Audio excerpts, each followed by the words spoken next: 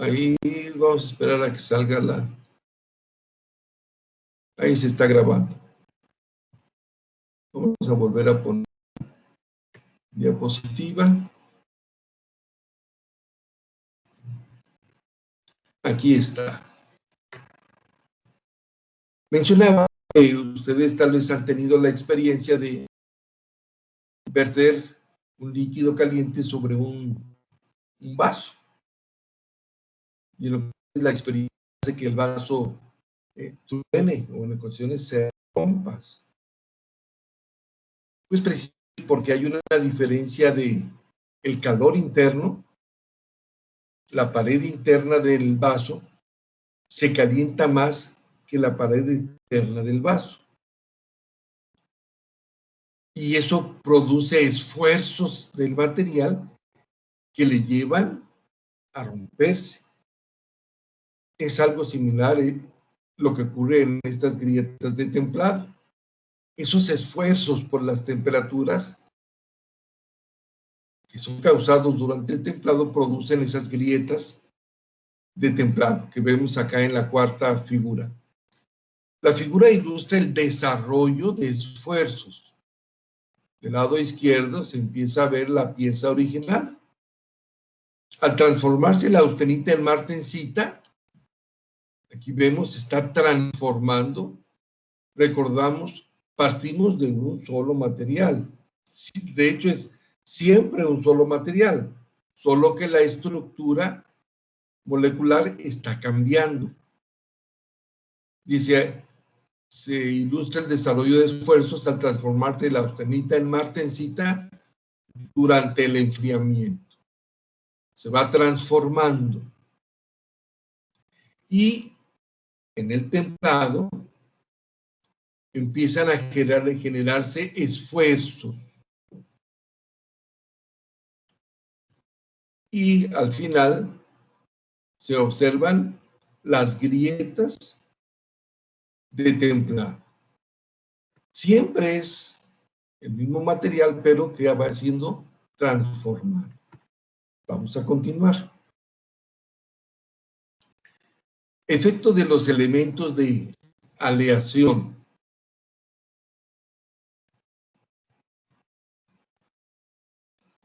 Los elementos de aleación se agregan a los aceros, o sea, son mezclas, hay determinados elementos que se les agregan pues para proporcionar diferentes características. Los elementos de aleación se agregan a los aceros para, uno, proporcionar endurecimiento por solución sólida de la ferrita, o para causar la precipitación de carburos de aleación en vez del carburo férrico, o para mejorar la resistencia a la corrosión y otras características especiales del acero, o mejorar la templabilidad. O sea, los materiales que se agregan, esos elementos de aleación, tienen el propósito de causar algunas de estas propiedades o que surjan algunas de ellas. La mejoría de la templabilidad es de máxima importancia en aliados y para herramienta. Recordemos que muchos de estos materiales se van a utilizar para herramientas. Entonces deben tener determinadas características muy especiales. Permítame un momento.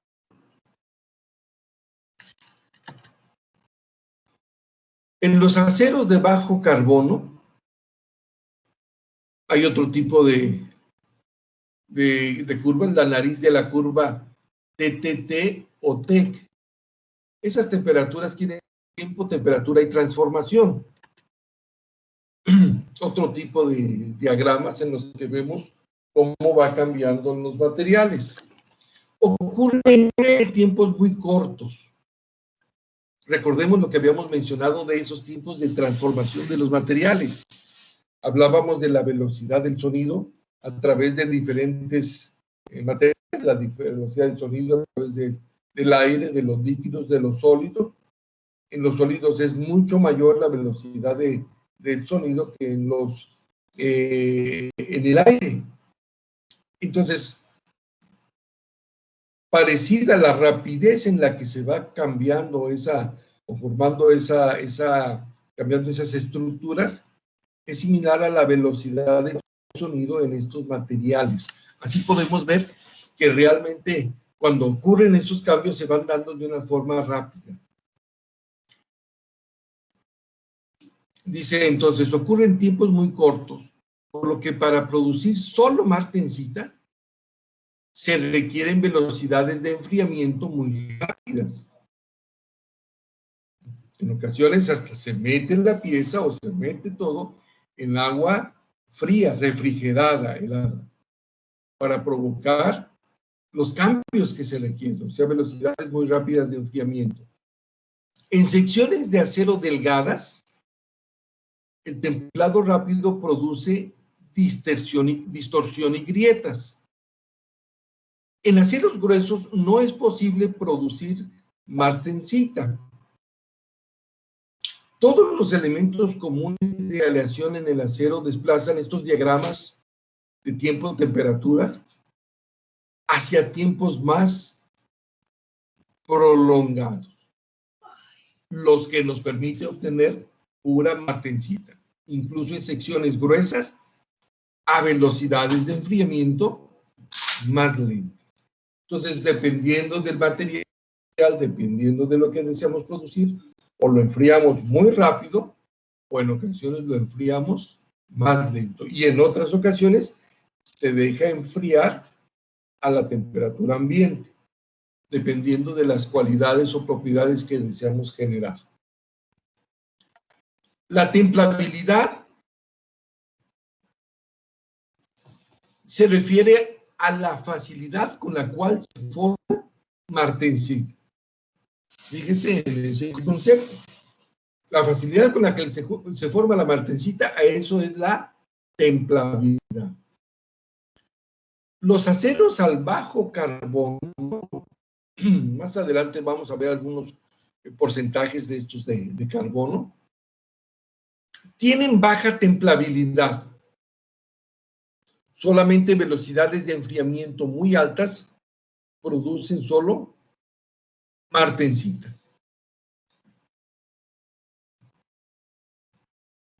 Los aceros aleados, o sea, estos aceros que están en combinación con otros materiales, cuando decimos aleados siempre se refiere a la combinación de varios elementos, tienen alta templabilidad e incluso el enfriamiento al aire produce martensita. O sea, hablar de enfriamiento al aire es a la temperatura ambiente. La templabilidad no se refiere a la dureza del acero, esta es una percepción. Un acero de bajo carbono y de alta aleación puede formar martensita fácilmente, pero debido a su bajo contenido de carbono, dicha martensita no es dura. Cada vez que empezamos a conocer la variedad de aceros, pues definitivamente nos va llamando la atención la forma en la que son desarrollados. Mezclas de aleaciones, procesos de calentamiento y de enfriamiento, y todo eso es una tecnología avanzada que ha logrado desarrollar el hombre. Es extraordinario, de hecho. Como veremos, hay aceros, una variedad de ellos muy, muy alta. Hay muchos tipos de aceros. Para muchos aceros no existen estos diagramas de temperatura. O sea, hay para muchos, pero para otros falta la investigación de este aspecto. En su lugar, para comparar la templabilidad de los aceros, se utiliza una prueba llamada Jomini. Ahorita la vamos a ver en una figura más adelante. La prueba Jomini. Esta prueba se desarrolla una barra de acero de 4 pulgadas de longitud unos 10 centímetros más o menos, y de 1 pulgada de diámetro, es austenitizada, puesta en un soporte y rociada en uno de sus extremos con agua. Entonces, por un lado se aplica temperatura en un extremo, por el otro lado está en un soporte y además uno de sus extremos se enfría rociándole con agua. Esto produce todo un rango de velocidades de enfriamiento. Muy rápido en el extremo templado, o sea, en el extremo donde se aplicó el agua, y en el opuesto, el tiempo es prácticamente el del enfriamiento al aire. Después de la prueba, se hacen mediciones de dureza a lo largo de la muestra y se grafica.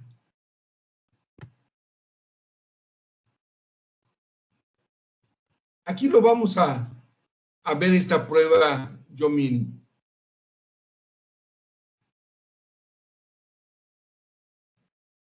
Les pido observen la diapositiva, la imagen. Ahorita la vamos a reescribir.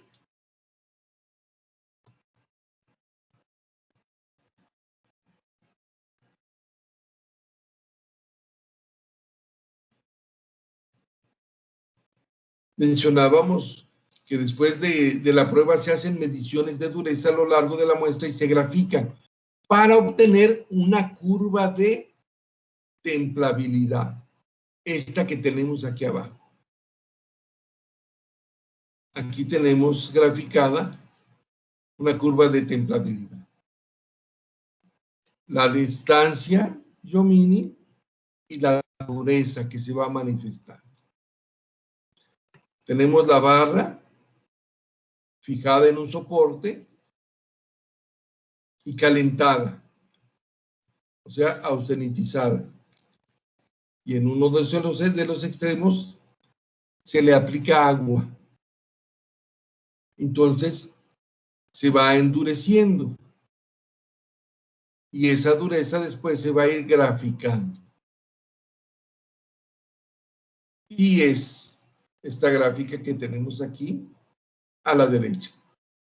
Dice al pie de esa figura, prueba Yomini para la determinación de la templabilidad de un acero.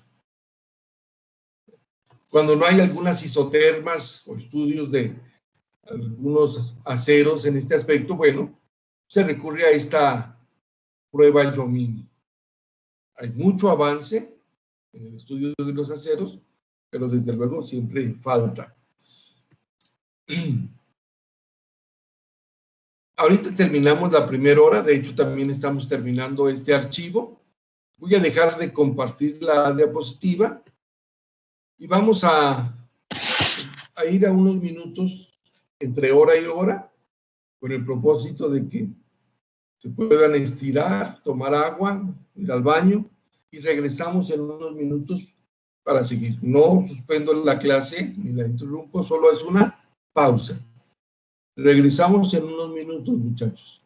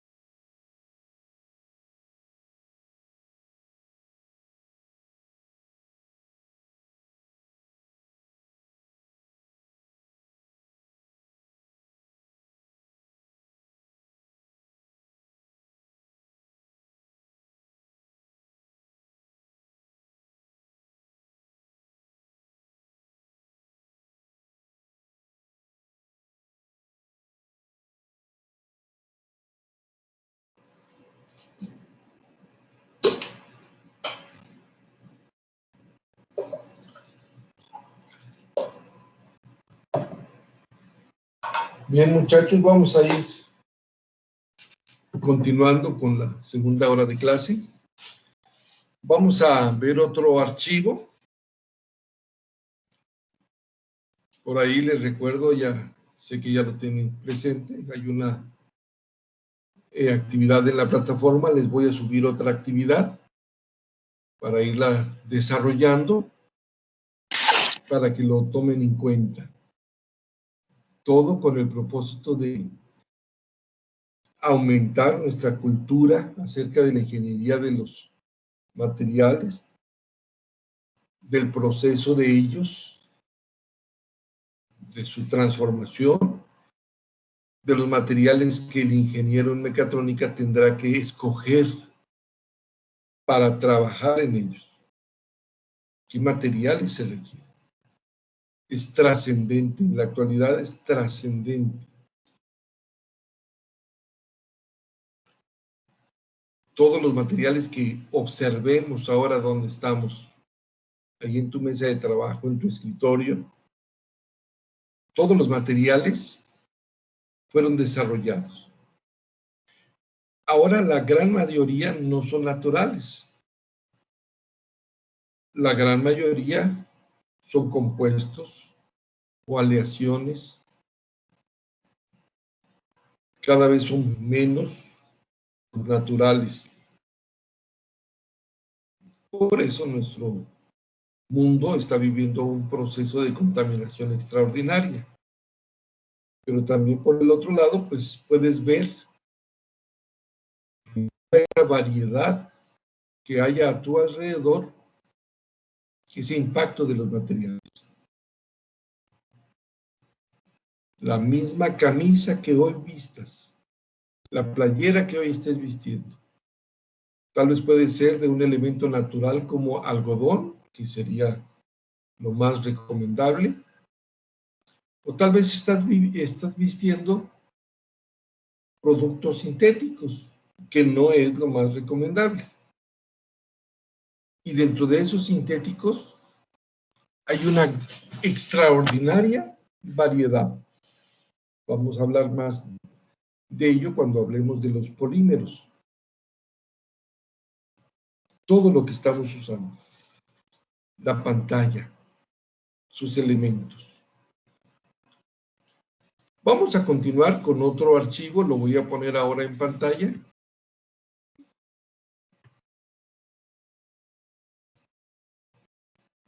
Es el archivo número 6. Vamos a hablar acerca de la conformación metálica.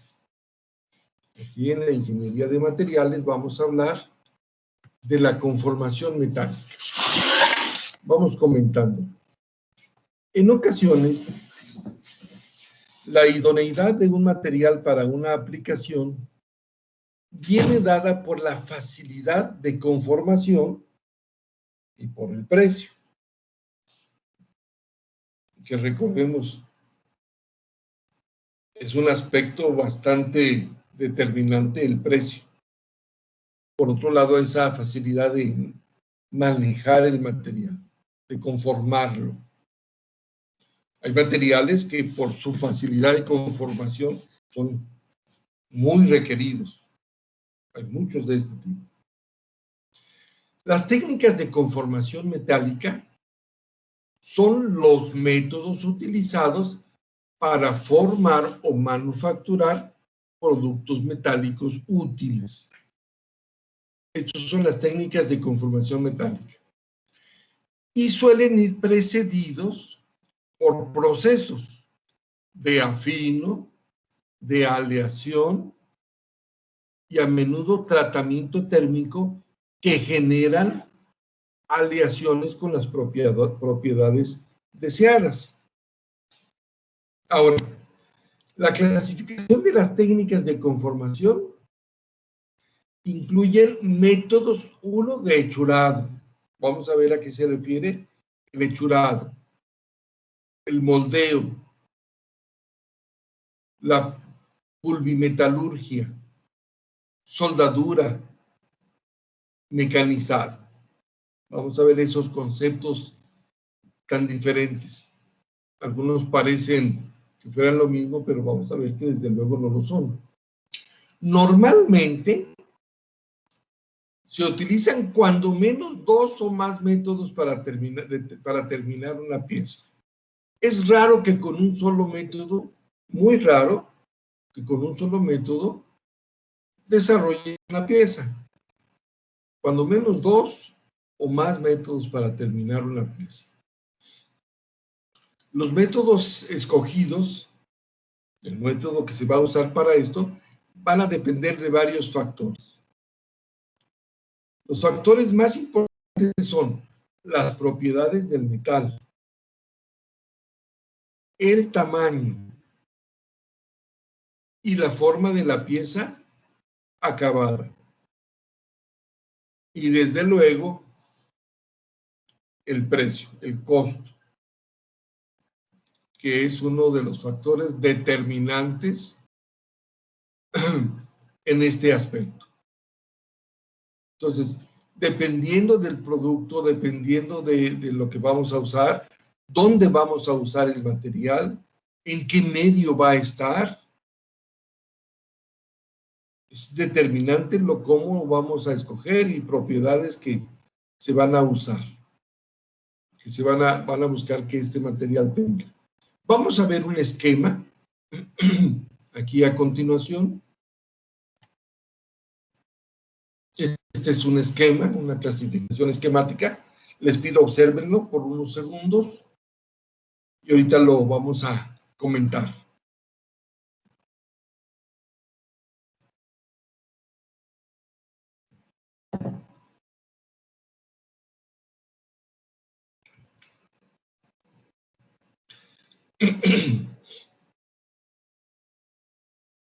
Al pie de esta diapositiva, de esta imagen, en la figura dice clasificación esquemática de las técnicas de conformación metálica de las que se habla en este capítulo. O sea, no de todas de las que se habla en este capítulo, pero tan solo veamos y nos vamos sorprendiendo de cuánta técnica. En la parte de arriba, técnicas de conformación metálica, y se manifiestan 3. Hechurado, moldeo y otras técnicas. Dentro del hechurado está la forja. Lo vamos a ver a qué se refiere con este hechurado de forja. Está la laminación. Vamos a ver también a qué se refiere. Recordemos, en nuestra zona, en nuestra región, muchos de estos procesos se desarrollan como algo cotidiano en muchas de las empresas famosas. Algunas han cambiado de nombre, pero desde hace décadas desarrollan estos procesos. Entonces está dentro del hechurado está la forja, la laminación, la extrusión, vamos a ver a qué se refiere, el trefilado. Dentro de la técnica del moldeo, bueno, el moldeo puede ser en arena, en coquilla o de precisión. Muy probablemente en la boca de muchos de ustedes estén metales que fueron moldeados. Fíjense en esto. No lo reflexionamos, pero muy probablemente en la mayoría haya de estos metales en sus bocas, en sus piezas dentales.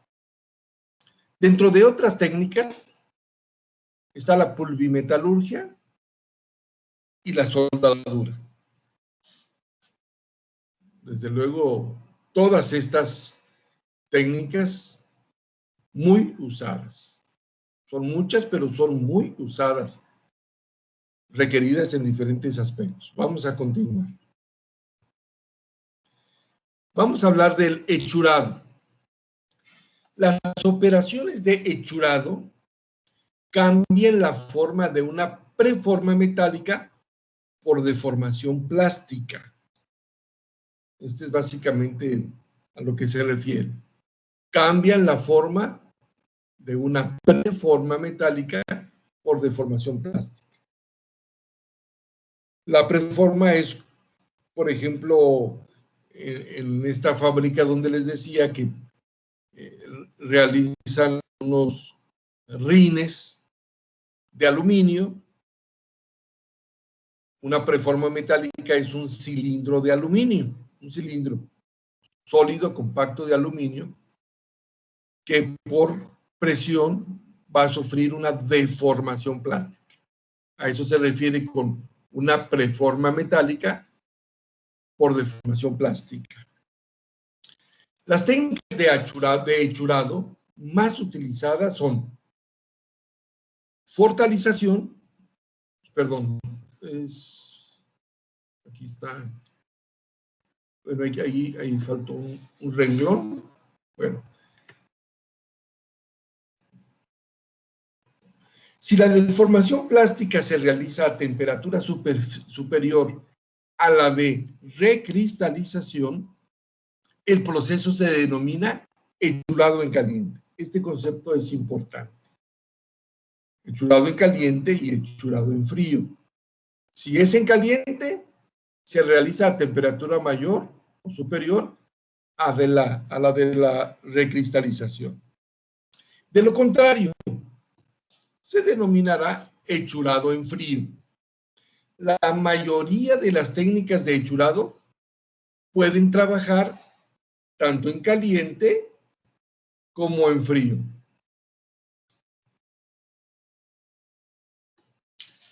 En el hechurado en caliente se generan grandes deformaciones, puesto que el metal permanece blando y dúctil, y es posible la sucesiva repetición. Esto pues ayuda al conformado. En esa condición de permanecer blando y dúctil, bueno, se puede trabajar con él más fácilmente. Además, la energía necesaria para la deformación es menor que en el hechurado en frío. O sea, hay ventajas en este aspecto. Sin embargo, sabemos que la mayoría de los metales experimentan alguna oxidación superficial, lo que origina pérdida de material y mal acabado superficial. Bueno, habrá que, según lo que se requiera, decidirse por el hechurado en caliente o el hechurado en frío. Si la deformación plástica, bueno, este es una repetición, me parece, de la anterior. Sí, vamos a avanzar a la siguiente. Voy a corregir este archivo y se lo subo, yo creo que esta noche ahí en la plataforma, ya corregido. El hechurado en frío aumenta la resistencia y disminuye la ductilidad. Aquí vemos dependiendo de lo que se requiere, un beneficio de ese hechurado en frío: aumenta resistencia, disminuye la ductilidad, ya que el metal adquiere acritud. Esto es por ese manejo, ese tipo de manejo. Las ventajas con respecto al hechurado en caliente son alta calidad del acabado superficial, que eso es muy llamativo. Mejora las propiedades mecánicas, que también desde luego es muy llamativo. Y además son más variadas esas propiedades. Y gran control dimensional de la pieza acabada. Entonces vemos ventajas del hechurado en frío. Claro que recordamos que se requiere una mucho mayor energía para trabajar los materiales en el hechurado en frío.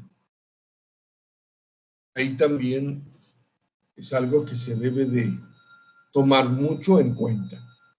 A veces la deformación total se alcanza con una serie de etapas en las que la pieza se deforma en cierta extensión, luego se recuece, sí, en diferentes etapas. Claro, este es un procedimiento caro y más laborioso, pero en ocasiones se requiere, dependiendo del tipo de material y de la función que va a desarrollar.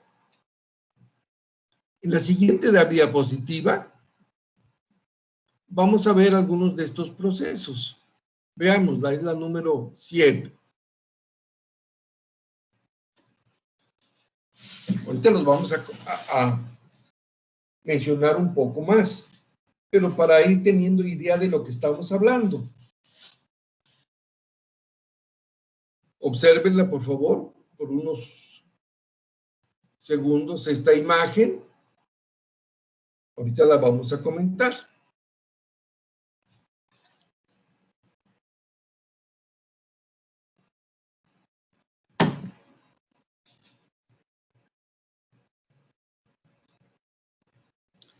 Dice ahí al pie de la imagen, deformación del metal durante la forja, durante la laminación, la extrusión y el trefilado.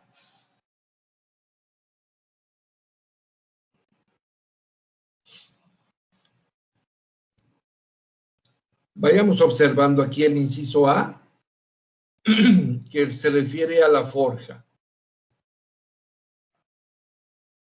Vemos aquí dos piezas a las que se les designa como matriz y otra que se le designa como la preforma metálica. Esta, por decirlo de una manera, es la forma en la que se provee esa materia prima. Pueden ser cilindros o puede ser otra forma, pero es una preforma. Hay fábricas aquí en la localidad donde desde otros países les envías estas preformas. Cuprum, por ejemplo, se le envía muchos elementos de aluminio desde países asiáticos. Estas preformas. La matriz son otros elementos de otro material mucho más duro. Esto es lo que va a transformar por medio de presión la preforma. Aquí lo tenemos. Se le aplica fuerza a través de la matriz a la preforma y se genera la pieza forjada. Entonces se requiere bastante energía en este proceso. También se requiere que la matriz sea de determinado tipo de material. Vamos un poquito más adelante a hablar de qué tipo de material están formadas estas matrices para que tengan la capacidad de forjar a través de la fuerza las preformas metálicas. Ese es en muy pocas palabras, esa deformación del material durante la forja. Está la laminación aquí en el inciso B. Viene nuevamente la preforma metálica y va a pasar a través de unos rodillos. Desde luego, estos rodillos, su estructura es mucho más fuerte que la de la preforma metálica. Por un lado se va aplicando la preforma y los rodillos van deformándola, que es el proceso de laminación, algo muy usado aquí en la localidad, en varias empresas, el proceso de laminación. Para tener presente cómo se trabaja y la fuerza extraordinaria que se genera, solo recordemos que es común ver en nuestra localidad a trailers cargando 1 o 2, a lo mucho, rodillos de acero laminado. Extraordinario el peso, pero para trabajar esa laminación se requirió elementos extraordinarios. Esto es la laminación. Está la extrusión. Veamos aquí en el inciso C. Está por un lado el contenedor. Está una barra metálica o lingote que podríamos decir que es parte de la preforma que se usa. Podemos ubicar un pistón con su cabeza, a través del cual se va a aplicar una gran fuerza. Y tenemos una salida, esa salida a través de la cual, siendo extruido el material, va saliendo a través de un hueco de estos bloques o hileras.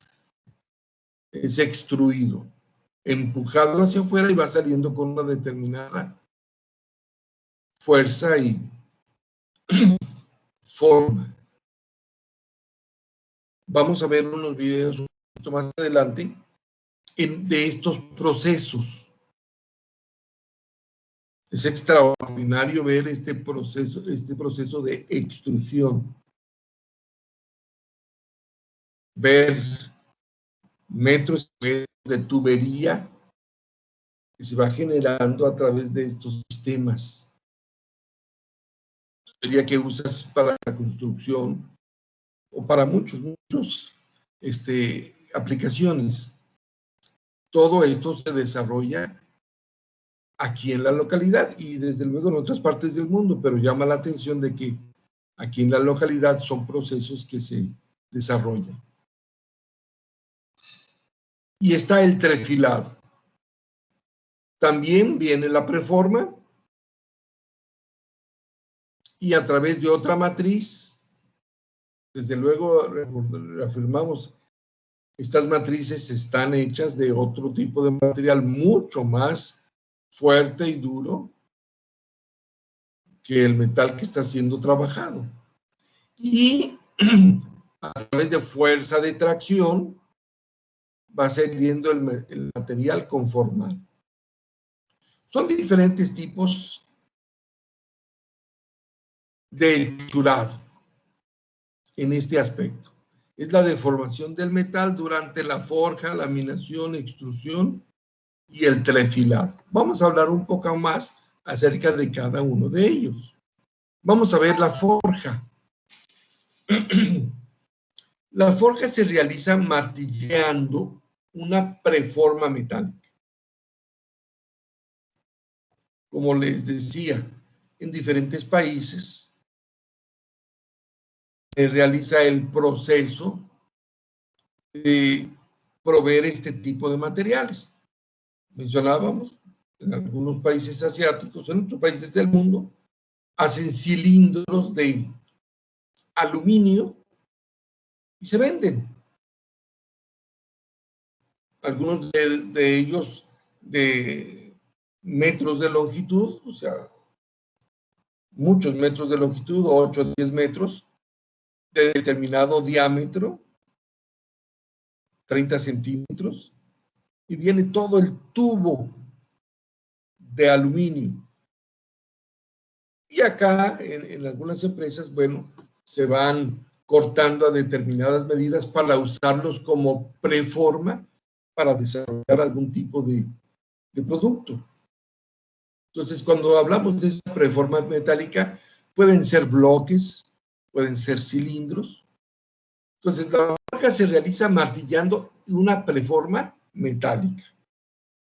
Se aplica súbitamente una fuerza a dos semimatrices, en cuyo interior está alojada la preforma. de modo que se deforma ocupando la cavidad que dejan las matrices. Ese es el método. Las piezas forjadas tienen una extraordinaria microestructura y la mejor combinación de propiedades mecánicas. Fíjense los productos que son desarrollados de esta manera. Llaves para tuercas, o sea, herramienta, ruedas de ferrocarriles, cigüeñales de automóviles. O sea, estos son productos típicos que se fabrican mediante esta técnica. Con eso nos damos cuenta por qué se dice que tiene una extraordinaria microestructura y una muy buena combinación de propiedades mecánicas, tan solo para lo que se usan este tipo de productos. Nos hace ver que deben tener propiedades extraordinarias. Este es un aspecto de la forja. Veamos el de la laminación. La laminación es el proceso de hechurado más utilizado. Consiste nuevamente en pasar una preforma entre dos rodillos. Cubos, cilindros, una preforma. Se pasan entre dos rodillos. Al aplicar una fuerza de compresión entre ambos rodillos, el espesor de la preforma disminuye. Ahora, la laminación en frío, ¿para qué se utiliza? Para fabricar láminas, cintas y hojas metálicas con acabado superficial de alta calidad. Nos vamos dando idea, como dice aquí, que es el proceso de hechurado más utilizado. Muchas de estas láminas las vamos a adquirir aquí algunas empresas de la localidad para el trabajo, para la construcción, para bodegas, para muchas otras cosas. Láminas, cintas y hojas metálicas. Barras de sección circular en forma de I y raíles de ferrocarril se fabrican utilizando cilindros ranurados. Nuevamente vamos viendo cómo estos procesos son utilizados en la producción de muchos materiales que nosotros usamos o que los vemos a diario. El proceso de laminación, el proceso de hechurado más utilizado. Vamos a ver otro proceso. El de la extrusión. En la extrusión, una gruesa barra metálica se fuerza para que circule a través de un orificio o hilera de extrusión mediante una fuerza de compresión. Esto se aplica con un émbolo a través de un pistón. Recordemos que en general en estos procesos se utiliza una gran cantidad de energía. Ese es uno de los inconvenientes, bueno, pero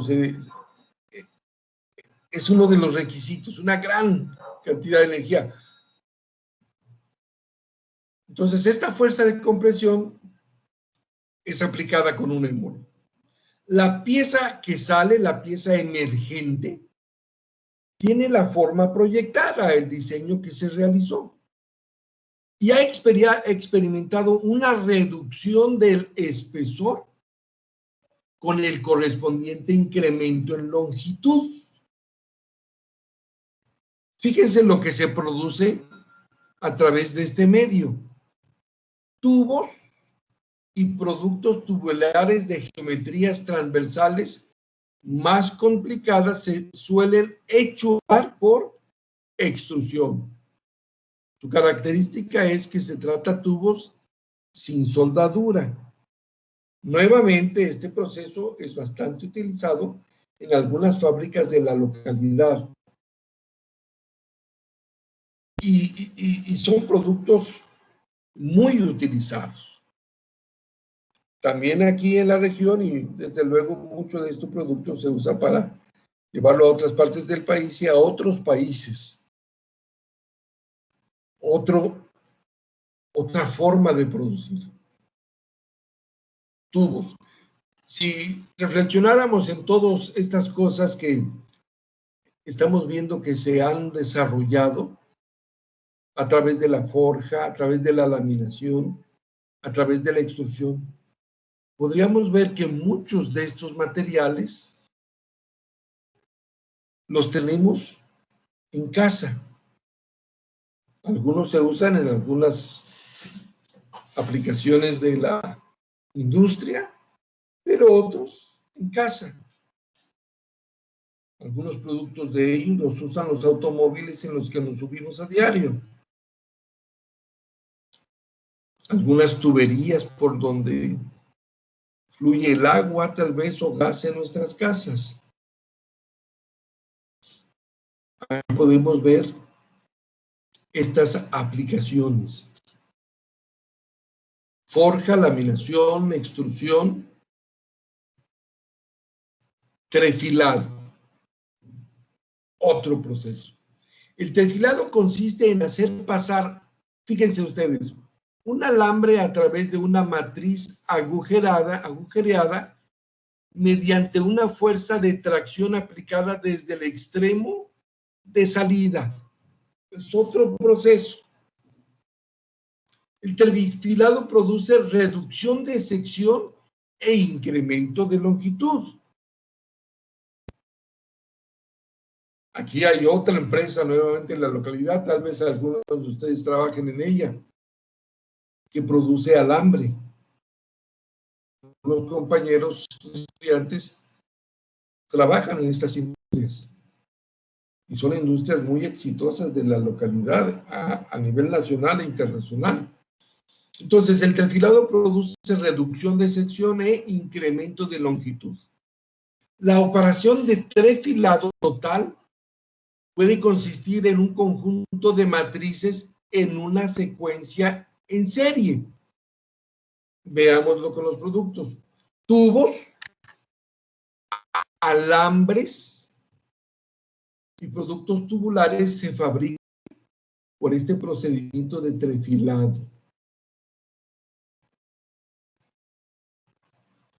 Vamos viendo toda la variedad de procedimientos de aplicaciones. Vamos a continuar viendo otros sistemas de hechurado que ahorita estuvimos mencionando. Hoy le vamos a dejar aquí hasta la diapositiva número 11 del archivo número 006. Vamos a continuar con ella la próxima semana. Ahorita ya la estoy dejando de compartir.